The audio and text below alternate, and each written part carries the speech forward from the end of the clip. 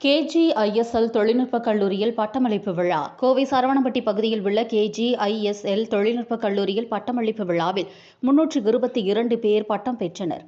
கோவை சரவணம்பட்டி பகுதியில் உள்ள கேஜிஐஎஸ்எல் தொழில்நுட்பக் கல்லூரியின் 13ஆம் ஆண்டு பட்டமளிப்பு மற்றும் கல்லூரி அரங்கத்தில் நடைபெற்றது.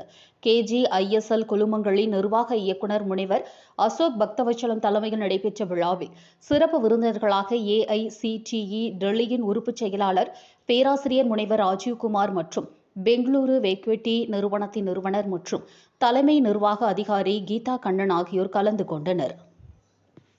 முன்னதாக மாணவர்களிடையே கீதா கண்ணன் பேசுகையில், மாணவர்களது தங்களது தனித்துவமான திறன்களை அதிகம் வளர்த்திக் கொள்ள வேண்டும் என்று கூறிய அவர், இன்றைய கார்ப்பரேட் உலகத்தில் டிஜிட்டல் தளங்களை மிகுந்த கவனத்துடன் கையாள்வது அவசியம் என்று வலியுறுத்தினார்.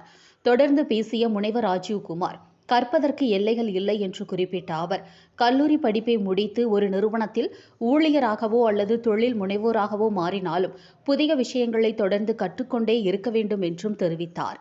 தொடர்ந்து அவர் செயற்கை நுண்ணறிவில் முன்னேற்றங்கள், சைபர் பாதுகாப்பு, நானோ தொழில்நுட்பம், உயிர் தொழில்நுட்பம் மற்றும் குவாண்டம் தொழில்நுட்பம் பற்றி பேசினார்.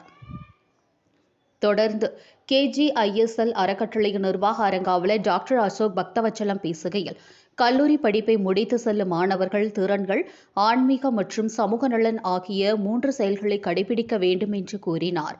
தொடர்ந்து பேசிய அவர், பட்டமளிப்பு பெறுபவர்களில் 106 பேர் முதல் தலைமுறை பட்டதாரிகள் என்றும், இது அவர்கள் முழு குடும்பத்திற்கும் வாழ்க்கையை மாற்றும் முக்கியமான ஒரு நிகழ்வாக அமையும் என்றும் நிகழ்ச்சி தெரிவித்தார். மொத்தம் 322 பட்டதாரிகள் தங்களின் பட்டங்களை பெற்றனர்.